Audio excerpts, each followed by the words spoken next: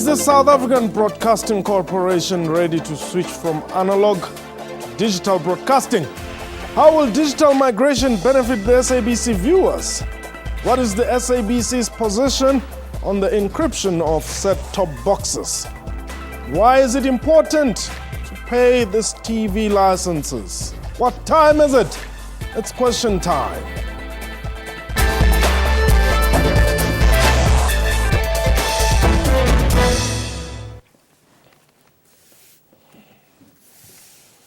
Hello and welcome to the show. My name is Mpho Tsedu. According to a telecoms expert, Africacom, most African countries are unlikely to meet the June 2015 deadline to migrate from analog to digital terrestrial television.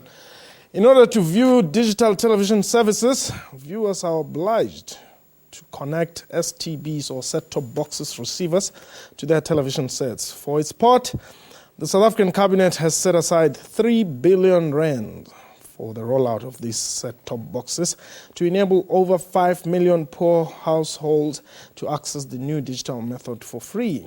But is the SABC ready to beat the June 2015 switchover deadline? My guest today, Lynn Mansfield, Digital Terrestrial Television Advisor at the SABC's COO's office, William Bird from Media Monitoring Africa, and Anton Heunes from the SABC's Group Executive Commercial Enterprise. Gentlemen, welcome to the show. Thank you. Perhaps let me start with you. According to the SABC, will this deadline be met? Yes.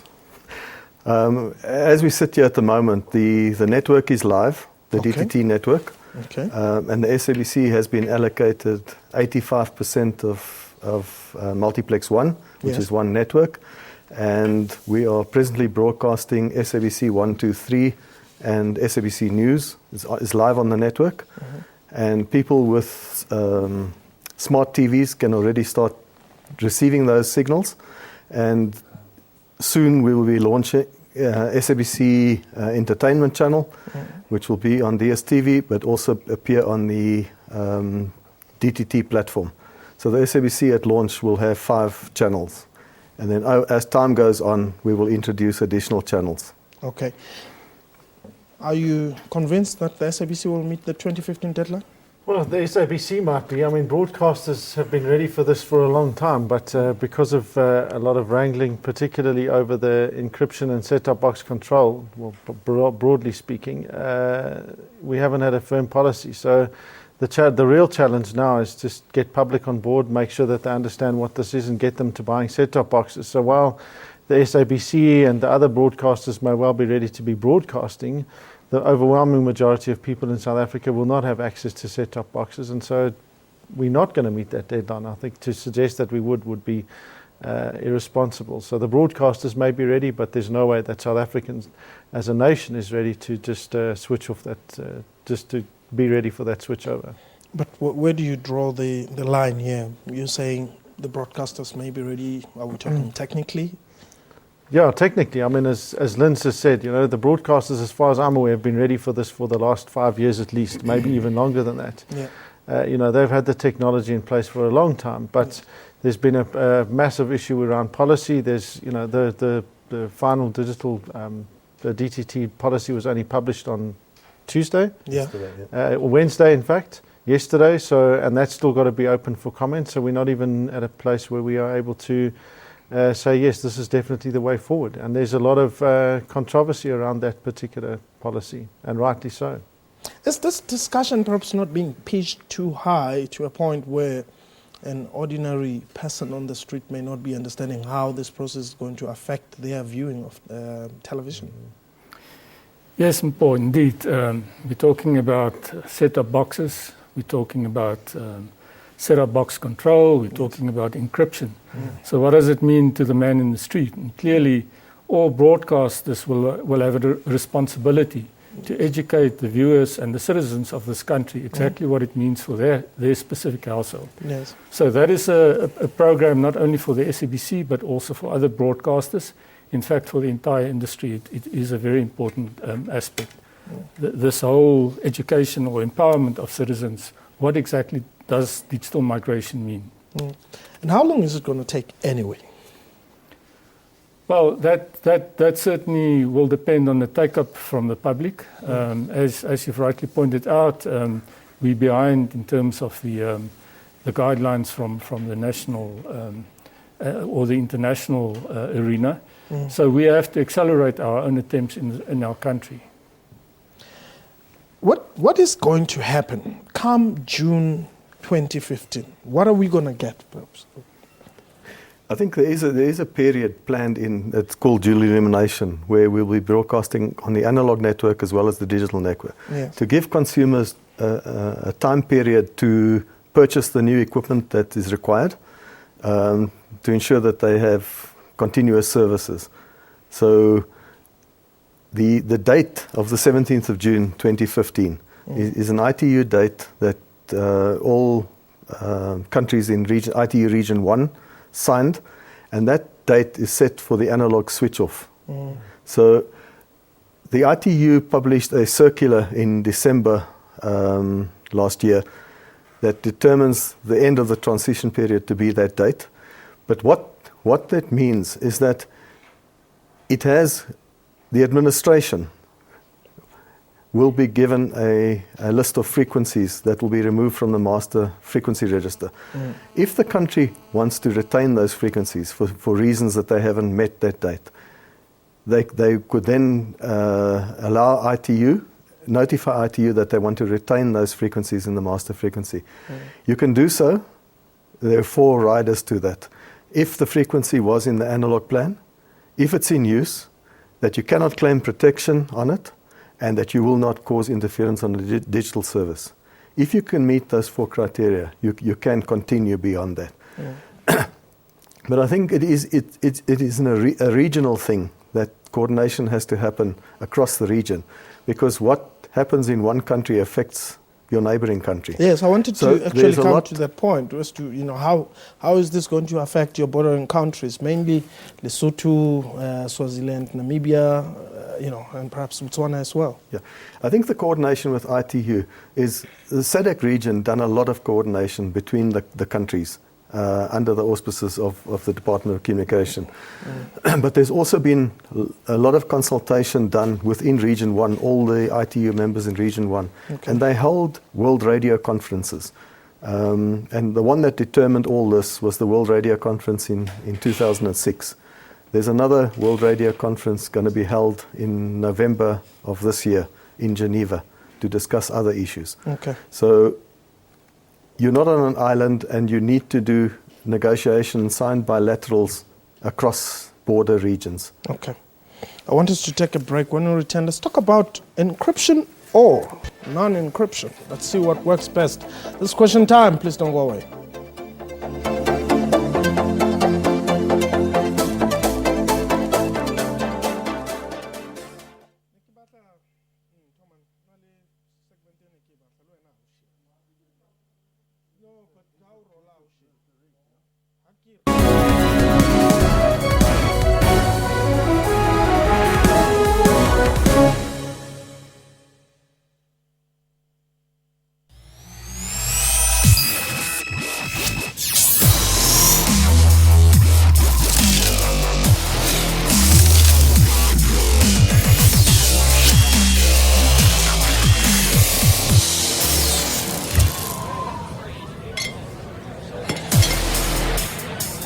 Console Light, yeah. Longer than -2.5. The new resealable Platinum Edition. Unlock Cold Blast Refreshment. One of the qualities I found in him is that he took his business as serious as I took mine. When I see Kujo, I don't see disability. I see one of my boys. I work with him on any project because I believe in his input. Diagnosed with osteogenesis imperfecta, commonly known as brittle bone disease, from a young age, Kujo knew that his winning ticket in life would be a positive mindset. You'd work and the salary wasn't that good. That's when I saw that let me start my own thing. I come up with ideas, and Kujo will put those ideas into marketing tools that I can use. Join me, Refiwe Mwiba, on Bophelong, your show about those who take on and conquer life's challenges, every Saturday at 17:30.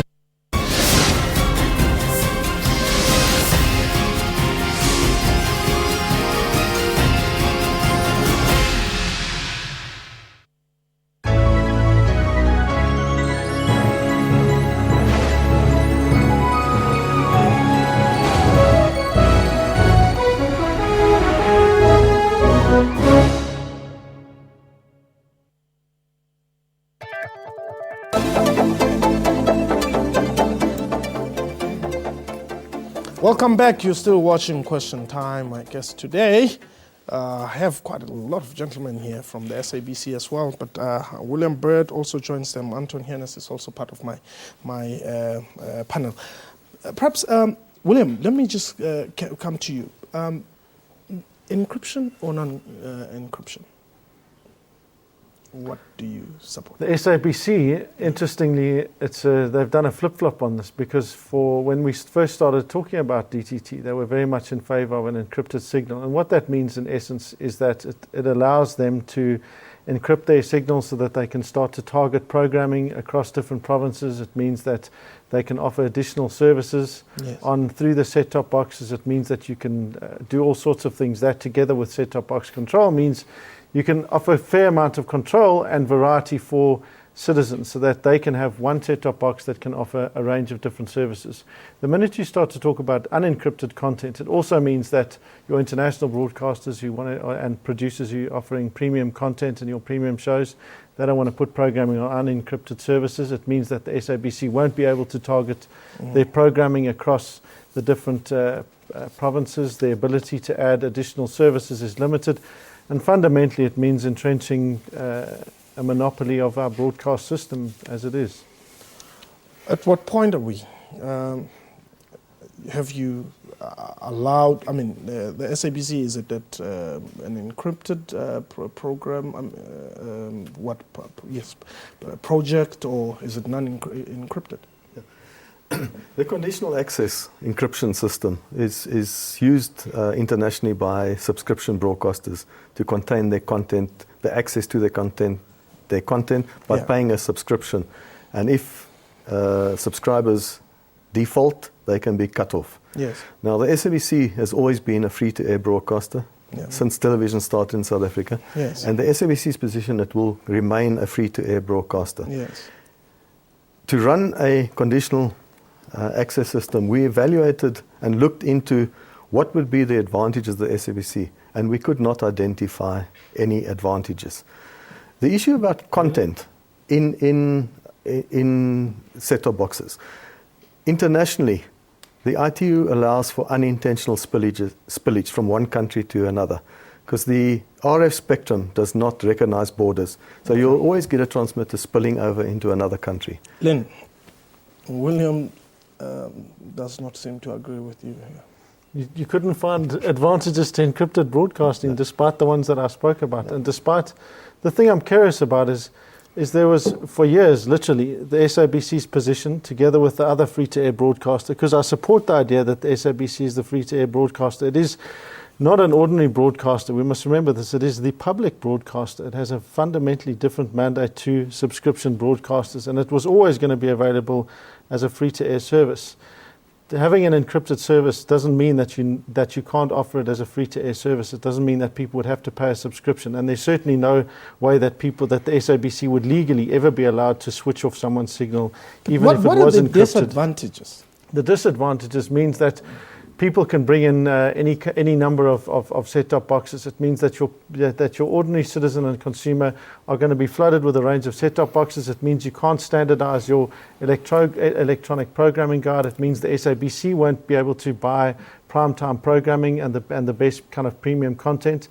It means, in addition to that fundamentally citizens are going to get a raw deal, because the best services and the best programming are going to be on the private broadcast systems, and the ones that already have encrypted systems, namely MultiChoice. So why would you go and buy a 700 Rand box when you can get something that's going to offer you a whole bunch more channels for a cheaper monthly subscription fee? And it also means that SABC won't be able to target programming. So say, for example, there's a crisis around health or education or something around that in Limpopo, for example. Without encryption, SABC won't be able to go and target programming for that particular province. Okay. Anton, is this the understanding with which SABC signed on this? No, I think the set-top box control mechanism that we speak about does have enough controls within it to protect the investment of the country, of the government into the set-top boxes. Remember, this is not only for the SABC, it's for the entire industry. Exactly. So there is no need for an encryption system or as such. The control mechanism in the box itself will allow us to make sure that our boxes will only be valid in South Africa and vice versa. So we don't need an encryption system. We should also recognize the fact that some of the poorer households will be subsidized, Yes. or will get a set-top box, Yeah. because they simply cannot afford a set-top box. So we're also talking about taxpayers' money. And the box is really there to convert the signal from a digital signal to convert it to an analog signal, because our television sets are still analog sets. Okay. So when we introduce new television sets in South Africa, namely IPTV sets, then obviously the need for this box will fall away.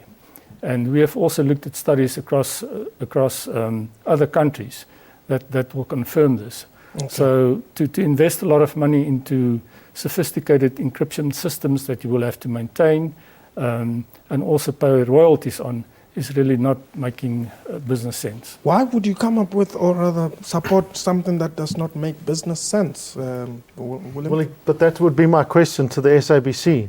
To not support encryption is the thing that fundamentally goes against the very grain and business sense for the SABC, for the public broadcaster, for them not to be able to protect their own content, for them not to be able to make sure that they can reach and offer additional services to citizens of South Africa.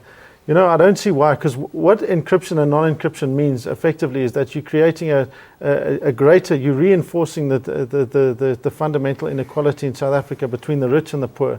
So those that have got money, they'll be able to get a lovely set-top box that's encrypted, and they'll have all of the finest programming and everything else. The poor, they're going to get their 5 million set-top boxes, which I must add is an excellent thing, but they'll get the set-top box that'll have 5 or 6 channels maybe, or a couple of others. It's not going to have your premium content on it. It's not going to have anywhere near the diversity, and critically, it's not going to have the functionality. I think if you look at it, the DTT network is a common network that is used by multiple broadcasters. Mm-hmm. In the analog environment, each broadcaster has a unique network. In the digital, so the common set-top box works across. Mm. If we take a view a little into the future, when IDTVs are in there, which has the set-top box contained within the television set, that television set can receive any signal that's broadcast in South Africa on the DTT network. So what we've put in place now is that set-top box can receive anything. So any service that's free to air. What he's saying is not true. Well, it's different opinions. You know, the subscription services. Yeah. Any solid subscription service controls the entire broadcast chain. Okay. The set-top box, the subscriber management, the billing system, because that's their income. All right. We'll talk about the way forward only after the break. This is question time. Please don't go away.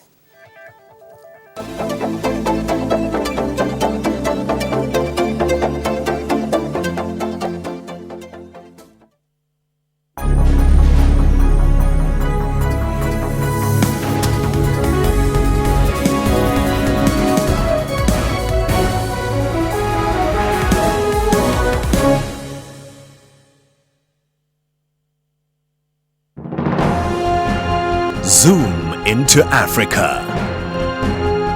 This is Ghana. The president is Mr. John Dramani Mahama. Ghana got independent from the United Kingdom on 6 March in 1957. The population is more than 25 million people. One of Ghana's major languages spoken is English. Monetary unit is cedi.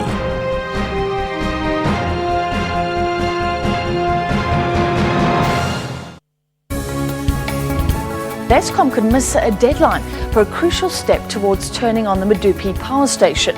But the power utility says it will probably meet the December the 24th deadline. We're looking good. We've come through 3 days, obviously, of load shedding, which has unfortunately been necessary, but it's been useful to have built up our reserves for the coming week. Shares of private hospital group Netcare jumped up today and closed on a high after the company reported increased annual profits. The hospital group is also taking steps to aggressively reduce its dependence on Eskom due to increasing power outages and rising costs. We'll be reducing our energy needs by some 35% over the next 10 years, and our cumulative savings of our forecast electricity bill will be in the region of R1 billion. So we're doing something very constructive about the challenges we're facing at the moment. That's Business News, weekdays at 6 p.m. on SABC News.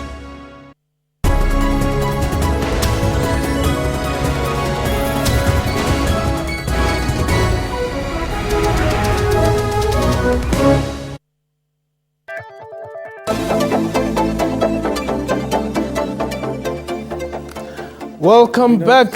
You're still watching Question Time. My guest today, Lynn Mansfield, Digital Terrestrial Television Advisor at the SABC's SABC Chief Operating Officer's Office, William Bird from the Media Monitoring Africa, and Anton Hines from the SABC Group Executive Commercial Enterprises. Gentlemen, welcome back. You're saying you want to spill some beans here. It's not a matter of bean spilling. It's about, you asked, what was the thing? So SABC, for the years in which we've discussed DTT and talking about set-top box control and encryption, it always had a very firm and very public position around supporting encryption. Suddenly, there was a deal entered into between the SABC and MultiChoice in which that decision was reversed. It is the first and apparently the only time in which the SABC decided that they should then suddenly stop supporting an encryption system and start arguing for an unencrypted system. What deal is this? This is a deal that has been entered into between the SABC and MultiChoice. What's the content? The content of that deal allows for, among other things, for this very channel to be broadcast. So there was a need for the SABC to have its own 24-hour news channel, again, something which I think is a very positive eventuality, but of course you want as many South Africans as possible to receive that channel. It shouldn't only be broadcast on a subscription service channel, which it is now, as would be the entertainment channel. And the other critical element of that deal is that it involves the SABC archives, which the SABC has effectively handed over in a nice little box with a ribbon over to MultiChoice. So that it's one of its biggest assets has effectively been handed over to a private broadcaster. Now this is something, and in addition to that... Do you have proof of all these things that you're saying? Oh yes. If you go to our website, you can have a look at the... No, but that's not proof. No, you can go to... there's a copy of the deal. Okay. Yeah, this is quite serious. How much are these set-top boxes costing, by the way? I think if we look at a set-top box, South Africa developed a national standard through SABS with all the parties involved, SANS 862. Yes. That set-top box specification is for the minimum specification. It allows for all the advanced HD services. So anyone purchasing that set-top box, or the ones that will be free issued, that set-top box does most of what most people would want. Okay. On top of that, anybody can develop a set-top box that has a lot more features, and people who have the additional money, like PVR, multi set-top boxes built into one, they can purchase those, as long as the set-top box abides by SANS 862. So that set-top box will be given to SABS. They would then receive a conformance test. Okay, who's producing them? The local set-top boxes, there is an initiative, the subsidized set-top box, there is an initiative that they will be manufactured locally. Okay. There are World Trade Organization treaties that cannot prohibit the set-top boxes coming in. Okay. What we're trying to do is to convert that standard from a voluntary standard to a mandatory standard. Okay. Once it becomes a mandatory standard, anybody that trades in a set-top box in South Africa would have to abide by that standard. So it protects the consumer. Now, in as far as the STBs are concerned and the current TV licenses, where do viewers stand there? Yeah, maybe we should look at the funding model of the SABC. Yes. So it's a hybrid funding model. Commercial activities like advertising and sponsorship, and that more or less contributes 80% plus to the SABC's funding streams. The rest is then television license fees, which is regulated through the Broadcasting Act. So the payment of your TV license will give you access to your programs on SABC. And I must also hasten to say that payment of a TV license does not only apply to SABC content, it also equally applies to any other content of any other competitor that you may want to watch. So you pay actually your license fee is payment for the utilization. So it's not an SABC TV license. No, it's a TV license. Well, we would like to refer to it in the future as a public service broadcasting license because it equally applies to radio. Okay. So the content that we will then generate for television, local content specifically, and also on the radio side, is then paid for by the television license funding stream. Okay. And that is very important to understand because we may only utilize TV license funding, which is public funding, for local content. Okay. We do not utilize it for any other commercial activities. Okay. And we do not use it to pay our staff or for any other purposes. So why should I be excited as a consumer that this set-top boxes that are coming? What more is it going to bring for me?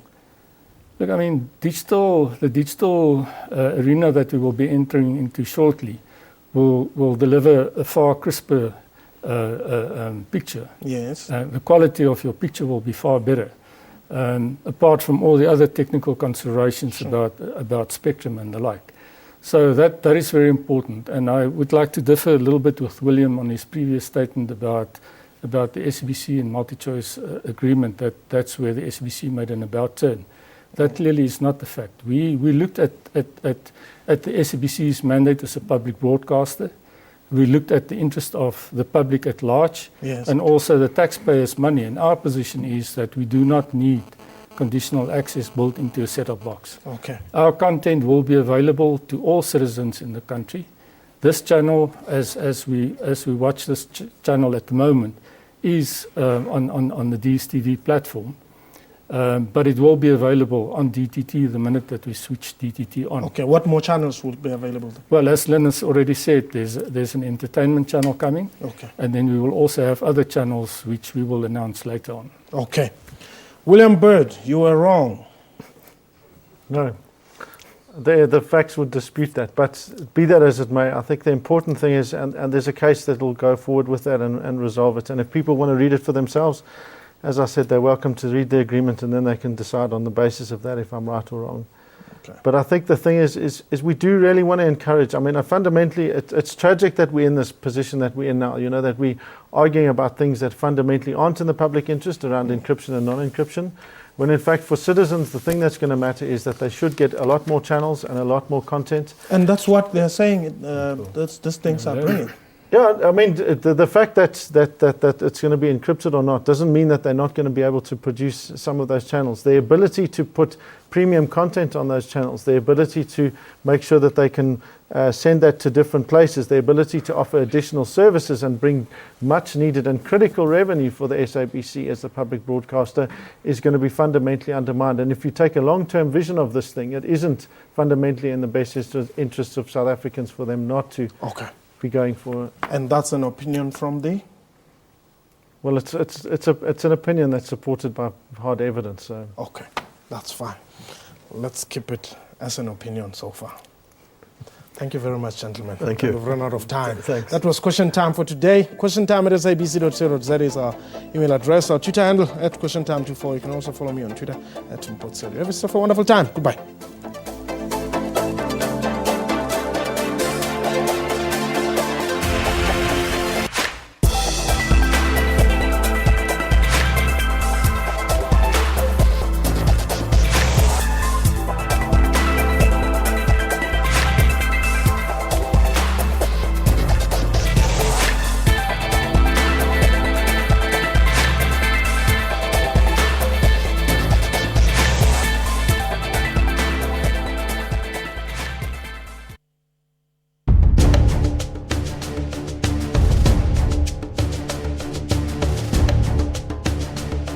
Let us go to this dollars issue, dollars eventualis and dollars director.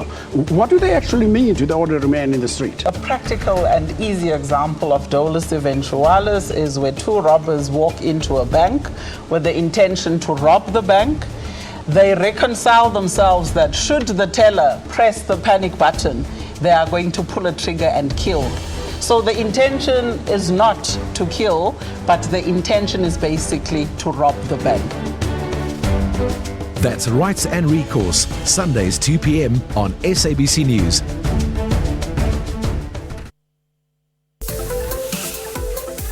Good evening and welcome to yet another edition of Sports Live, the show that brings you the latest local and international news, live interviews with the who's who in sport. He's the first South African to wear a yellow jersey that was at the Tour de France this year.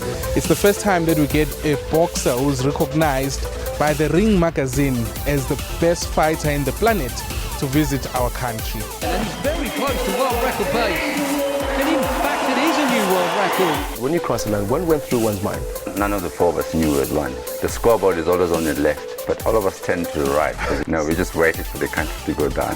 RSA. That's Sports Live, daily at 8:30 p.m. on SABC News. In South Africa, if you've got money, then at least you've got justice. Justice is money. Should the state and the police make sure that their case is watertight? And how do they do that? It goes without saying that the start of any case is wholly dependent on good evidence that has been properly obtained and secured and should be in a position to be led properly before a magistrate or a presiding officer. I think you can win a case without evidence only if you've got money, because in South Africa, money talks. The first detectives to arrive on the scene walked all over the place, and then with no regard for safeguarding this area. Once a crime scene is compromised, the evidence that is extracted from that crime scene is the fruits of a poison tree. That's Rights and Recourse, Sundays 2 p.m. on SABC News.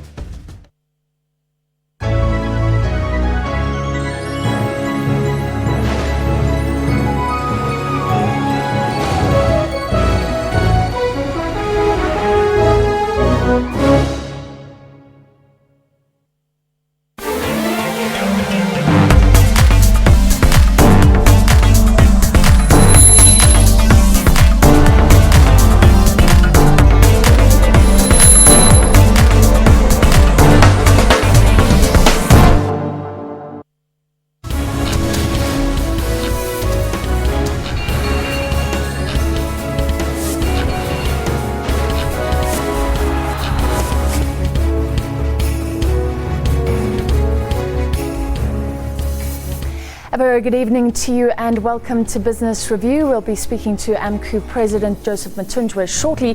First, a look at the day's top news stories. Private developers want their property. Red ants force hundreds of Jeppestown residents out of their homes. Government cannot confirm if any South African was killed in yesterday's tourist attack in Tunisia. And prayer services continued in Limpopo today as funeral arrangements for late Minister Colin Chabane are being finalised. Into the business news now. While a tough strike season could be on the cards in the gold mining sector, Union AMCU has voiced concern about the sale of mines in the platinum sector. AMCU President Joseph Mathunjwa was scheduled to meet the CEO of Anglo American Platinum, or Amplats, earlier today. Amplats, of course, announcing its intention to sell its Rustenburg mines. They were crippled by the record 5-month-long strike that was led by AMCU last year. AMCU displaced the National Union of Mine Workers, the NUM, to become the majority union on the platinum belt. In the gold mining sector, the NUM is still officially dominant, and AMCU is calling for changes in the way wages are negotiated. A 2-year agreement expires at the end of June, which could mean a strike. Well, I'm joined by the AMCU President Joseph Mathunjwa now. Thank you for joining us. Joseph, let's start with this meeting with the Amplats CEO, Chris Griffith. You said that did take place. What was discussed? How did it go? I think that is an ongoing engagement. As you'll remember, that Amplats has announced that they want to sell some of their brownfields in Rustenburg. So that was kind of an update meeting. Hence, we as AMCO, we made it clear to them that we do have a vast interest in these assets in terms of the future employment and condition of employment of our members. and the workers in general. Just explain it, because these mines are being sold. So I guess the concern is the new owners won't have the economies of scale that Amplats does. They won't be a giant and may have to lay off workers, because Amplats is saying this isn't about job cuts, it's just a sale. Yeah, I mean, that's a main concern, that we need to know who are those potential buyers, what is their track record, do they have a muscle that will carry the workers through. Hence, then we are more concerned about such movement. Chris Griffith assured me last year when this was announced that it had nothing to do with the strike that was led by AMCU for a record length of time. Is he saying the same thing to you behind closed doors? Yes, I think he still maintained the same, but I mean, one should stretch it a little bit further. You'll remember Mr. Kutifani, he made a commitment to the investors in terms of the returns that he promised the investors fraternity, only to find because of the price of the platinum didn't do very well. So therefore, I think some of those issues are the one that prompted them to sell some of their assets. Well, the fact is these mines were hard hit by the strike. Now, from another perspective, people have blamed you and the union for forcing their hand, for saying that companies cannot make those returns that they need to give back to the workers. We all understand that quest for fairness. But what about the other argument that companies need to make those returns to invest back, particularly in this country, to create new mines, create new jobs, create growth that benefits all of us? I think everyone should know that all those investment doesn't benefit the working class. There's nothing has changed from 1994 to date as I'm sitting with you in the studio. Workers are still paid using the very same apartheid structures, pay wage structures. So therefore, we cannot hide behind investment and job creation, of which the very same job creation doesn't change the lives of the majority of the people who are working in the mines. What about the argument that for things to change, we do need some short-term pain? So if you look at mechanization, workers would earn more if they were skilled on those machines. The companies themselves would make more, bring up more, and have perhaps more money to do that investment. But we're talking about job losses in the short term. Some say that we absolutely need it, and the problem is upskilling those workers. That should be the fight. I think what one should also realize is that mechanization is not a new phenomenon. At the workplace, there are mines that are mechanized, and you go and check their conditions of employment. There's not much difference. So they mustn't hide behind job losses in the expense of the workers. The companies shouldn't treat workers as a commodity at the end of the day. These are people who's got families, who've got social life that they should look after. So therefore, I think it's high time that we need that the workers should benefit from the collateral of this country. I'm interested in how this engagement works when you go and see the CEO of Amplats. You've spoken about Marco Tifani, who is his boss, the head of Anglo-American. He has said to SABC in the past that another 5-month-long strike would kill the mining industry in South Africa. What is your response to that? Do we just say, oh, that's posturing, even though mines can be sold, they can be closed down? And what is it like when you are in the room with these executives? The point is, as AMCO, we don't go to the boardroom or to any venue for negotiations having in mind that we want to go on strike. We go to the boardroom and negotiate on behalf of our members, mandated by them to change their conditions of employment and their livelihood. So the issue that we go with predetermined position, that is not true. So the company, they should realize that from historical years of slavery to mine workers, they have to change. Until when should the mine worker go underground earning 5,600 as a basic salary, whereas the CEOs and whoever in the top management are walloping millions and millions in the expense of the workers? How many workers have died in the gold mine from January to date? Has they been to their families and checked how those families are surviving. So those are the realities that we need to come into terms.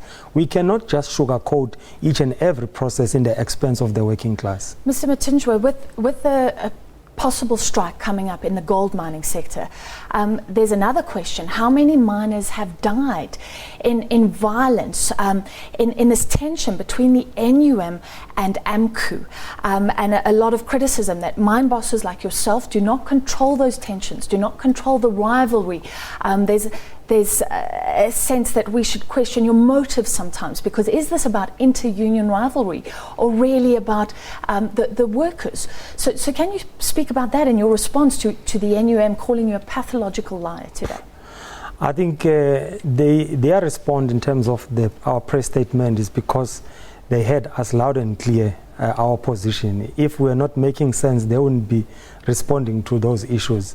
But coming to the issue of violence, we as AMCO, we are against any form of violence. But let's be honest to the public. At Platinum Mine, at Northern, our members cannot enter the hostel as I'm talking to you. NUM embarked on unprotected strike. There was a court interdict. The media was very quiet about it. Our members cannot enter the hostel, and no action corrective measures has been taken.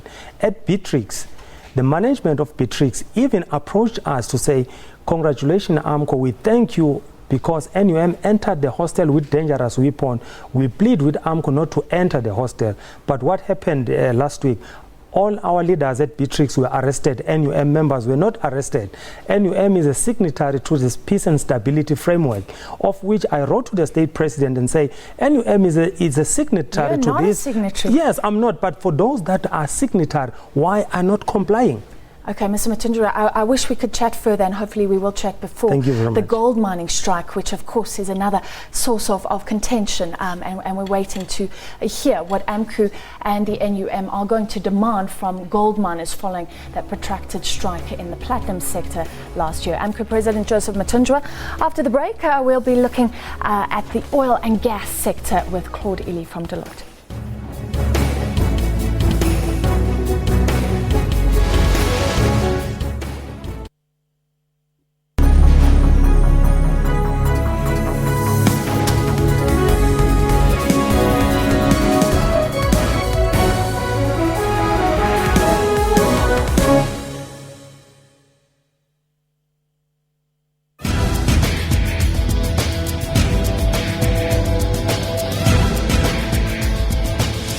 A huge part of this African growth is technological innovation.